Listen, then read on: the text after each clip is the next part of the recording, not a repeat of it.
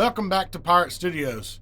Today we're going to talk about how I restring my guitars, when I restring my guitars, and we're going to talk about junk guitars, old versus new, and we're going to talk about pickups, whether they matter or not.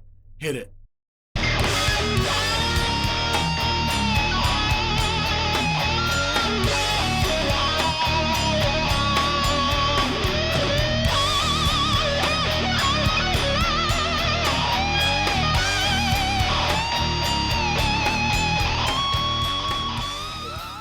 Okay, so I was restringing a guitar. I was playing this guitar today, and it's dirty. It's nasty right now. And I had it in standard. And when I recorded something. So when I went to tune it back down to half step, I broke my E string, which is not surprising. So first, I use D'Addario, and I've got a pack. Let me show you that pack. I should have been prepared.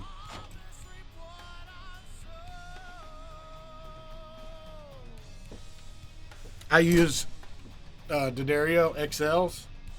This is 9s that I use pretty much on everything, except I've got this Epiphone Tony Iommi, and it's got 10s or 11s on it because the action, the tuners need to be upgraded.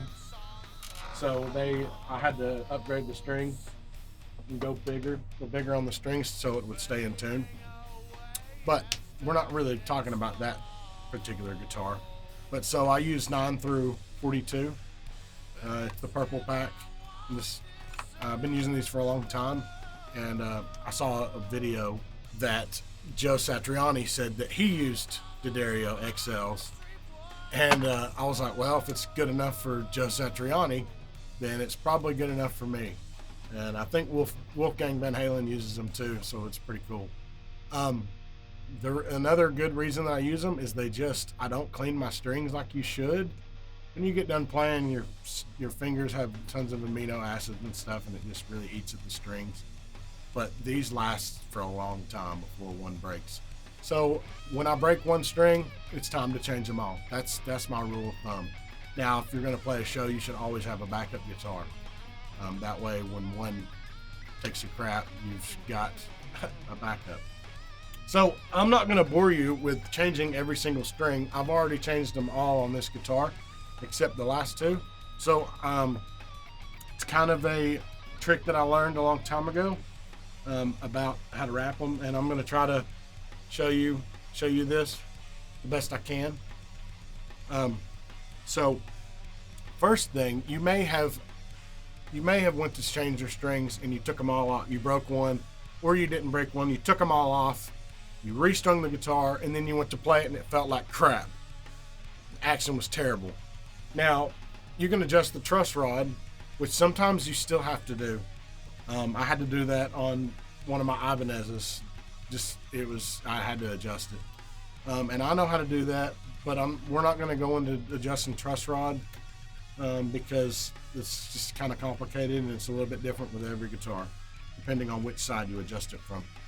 But what I do, and it seems to work a lot, at least with these older guitars, is I take if one breaks, I change that one first, and then I take one string off at a time and replace it with the new one. And it seems to keep the tension on the neck, and it seems to, if you do one at a time, it seems to hold the tension. And by the time, and I tune them up, each one at a time. I tune it up to tune, stretch it a little bit. I'm going to show you that because that's important. By the time you get done, the tension's still there, and the neck won't let go because it's just wood. So first, let's show you.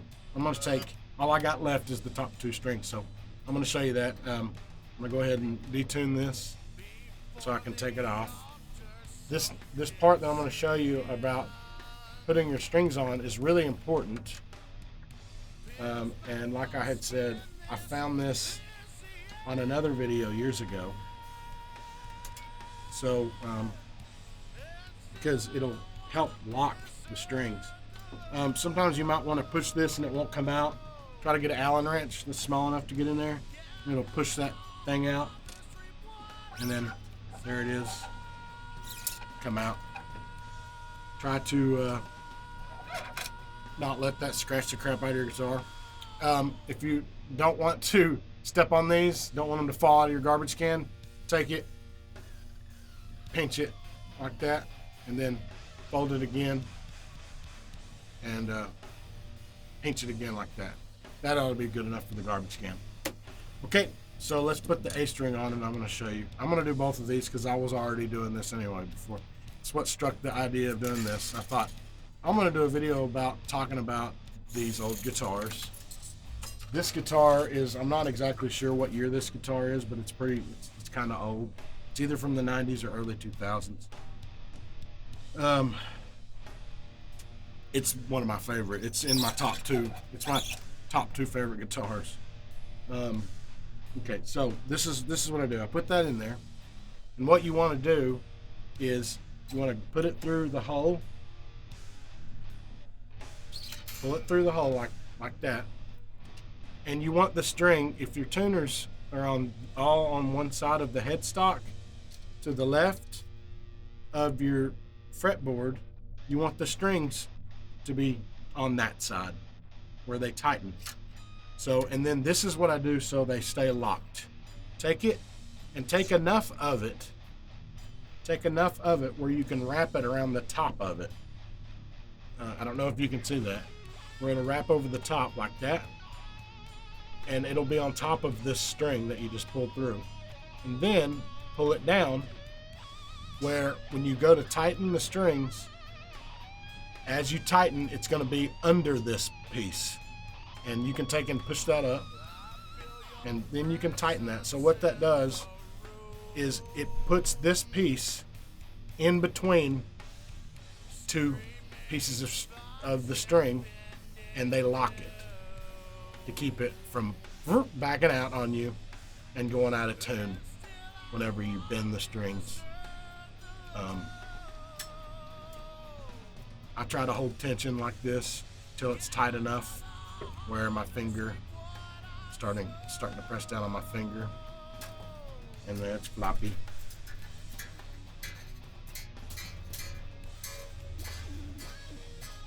That's it right there. I've got a tuner over here.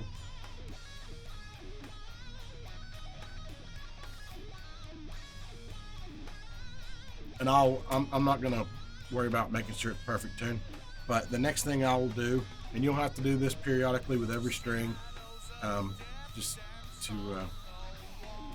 to get them stretched. You want to take the string, and this is each one. You want to be careful, don't blow it too much or you break it. Just kind of pull on it. And if you just barely pull on it and you break and the string breaks, don't use those kind of strings anymore. They're junk. They should not do that. You can pull on them like that a little bit till the end. Pull on it a little bit. See, it went down.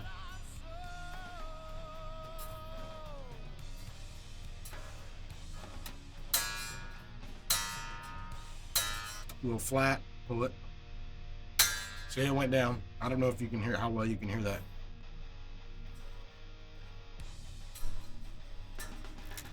Now I'm gonna go ahead and take this last string off, and so I can get this thing completely strung up here. And I'm pretty fast at it. I've been doing it for a long time. Take that out. Take and fold that thing. Fold it again, and it will go in the trash. And here's the last one. Pull that through. All the way through. Push this through there. These big ones are easier to get to lock because they're bigger, so it's not as critical. Even though it is critical, it's not as critical on these as these small ones because these have the outside wrapping, so that helps already.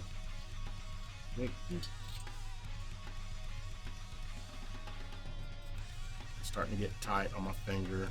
Just want to hold it down so it's underneath this. That's what I'm doing.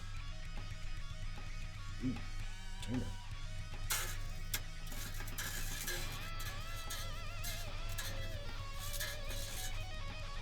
Can you pull that one?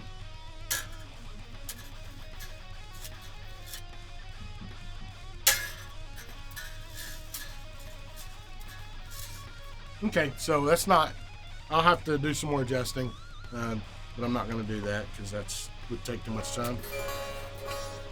So it's kind of in tune. So the next thing I wanted to talk about is these old guitars. Like I said, this guitar, and I'm going to try not to poke myself in the eye or something. This guitar is a MG20 Washburn Mercury series. It has Washburn tuners. These are actually pretty good. And a lot of these, I have another one of these that I think it's newer. It's better quality than this one, and it has Grover tuners on it. So Washburn, handcrafted since 1876. I found this in a pawn shop, and if you check out pawn shops, you can find these old guitars for pretty cheap, around $200. They are getting harder to find, at least online. And the other one I haven't had too long, but a friend of mine had one and he sold it to me. I was so happy because so they make these. I had one a long time ago where they have a humbucker, single coil, and then another humbucker. They had a Floyd Rose, but it wasn't a real Floyd. It was like crafted by Floyd Rose, and it was crap. And I'm not really big into Floyd Roses anyway because they're just a pain to string up. I mean, that was way easy. And you don't have to worry about it going in and out of tune if you have good tuners. So the thing that I noticed, and I'm going to show you this other guitar, which is my number one guitar. This is an Ibanez it's either from the late 90s or early 2000s. This one was actually, pretty sure it's like Taiwan or something, or Korea. But a friend of mine bought this in Afghanistan, and so he did this paint job for me, and I had this pickup disconnected, and so I didn't need the toggle switch, so I don't think the tone knob works. It's just this pickup, that's it. So this isn't really a guitar for clean. This is just distorted. This is a little bit of it's a dark pickup. It's a real dark sound. I'm recording my band's album, all the guitars with this guitar. It's about due for some new strings, but like I said, I haven't broke one yet, so I'm gonna keep playing it till I break one. But it's got a unique sound of its own. So let's talk about these old guitars versus this is junk. These are junk guitars. They're not like, they're not like a Gibson. They're not like Gibson quality or Fender quality. They're really junk. I don't know. This has random Ibanez tuners. But when I pick up, and I'm going to pick on Ibanez, I guess, because I haven't played any new Washburns because I don't really like a whole lot of the looks of them. And I pick up the new, $200 or $300 Ibanezes, and their necks, I don't know if it's just because a lot of them, they don't put lacquer on them now. I don't know if it's the lacquer. I don't know if that's the only reason, but I definitely don't like the no lacquer. But then there's the weight. The neck should not be heavier than the body. I don't know what this body is made out of. I don't know if it's alder. It could be pine. I don't know. I don't know what they've done to these old guitars, but they're balanced. A lot of guitars, as long as you kind of put a center here, it doesn't really it wants to body dive, which is good. You don't want it to go through. You let go on your strap. And a lot of guitars, you have it back here, and you can feel it. You can just feel that it's wanting to dive. Those are crap. So, because the necks are heavier than the bodies. So it's probably to save money, what I would guess. And the electronics may be better with the new stuff. I picked up a Squier Strat in Guitar Center, and one of the new, I think it's 30 year anniversary Squires, and it felt pretty good. The neck didn't have lacquer on it, and it sounded really good. And but yeah, the Ibanez's, man, I don't know what it is. The new ones, they just don't have this heavy feel. They're not as heavy as like a Les Paul or something, but the weight is still there. So the last thing I was going to talk about is pickups. Do you need to upgrade your pickups? The answer is mostly no. So I have that you've seen in my videos, I have this Washburn 7-string, and it's crap too. The neck is actually twisted. I don't know if you'd be able to tell, but if you look down that fretboard, it's freaking twisted. If I line the nut up, you can see that the neck is twisted. That's what you get with junk guitars, or it also is because the neck is so wide. They probably only put one truss rod, and they probably should have put two to keep this wide thing from twisting, but they didn't. So it likes to. This string is, yeah. No matter what you do, this string wants to touch the other frets, and then if you adjust the truss rod, it's only going to move the position of the touch, because it's never going to be flat, because it's only got one truss rod. So I've never adjusted the truss rod on this, and it's lasted for a long time. This came from a pawn shop too, and it says made in Korea. So the pickup. So the answer is mostly no. You don't need to change your stock pickups for the most part. This one I did, because it was super muddy, so muddy, the original pickup. No matter what I did, I put it in neural DSP like Gojira, and that was the closest I could get to making it sound good, but it still wasn't good. So this is a Seymour Duncan JB7, and it changed it. It sounds great now. So it sounds just as good as any other guitar. I'm noticing a crack right here, actually, in the clear coat. I didn't notice that. But yeah, so maybe with a some guitars are real muddy and you may need to change them. But other than that, I mean, you don't really need to. This guitar, this Washburn, I love humbuckers for my rhythm, and I love this neck single coil for my cleans. That's my idea of a clean sound, is a single coil. I don't even need this middle pickup, but it may look pretty dorky. Maybe one day I'll be able to design a guitar, and I need to tighten that. Maybe one day I'll be able to design a guitar that can just take that out. I only need 2 pickups. I don't really need tone knobs either. So these are the original pickups. This isn't muddy at all. It sounds good. Now there is a thing about like active pickups. Active battery powered pickups will give you a more compressed sound, which is really good, and I like it. There's EMG has a retro Hot 70s pickup in some Harley Benton guitars, and I'm going to wind up buying a couple of theirs. I'm going to buy a baritone 6-string, and I'm going to buy a 7-string, and they have those pickups. Those are like ceramic active EMG ceramic pickups, and they're just great. They sound really compressed, just like the 8185 Zakk Wylde signature EMGs. Those have that compressed sound too. But do you need to? No, you don't need to. A lot of these pickups, they're just whatever. They're just random pickups, and it's like that with all. It's like that with all my guitars. Here's the other Washburn that I got.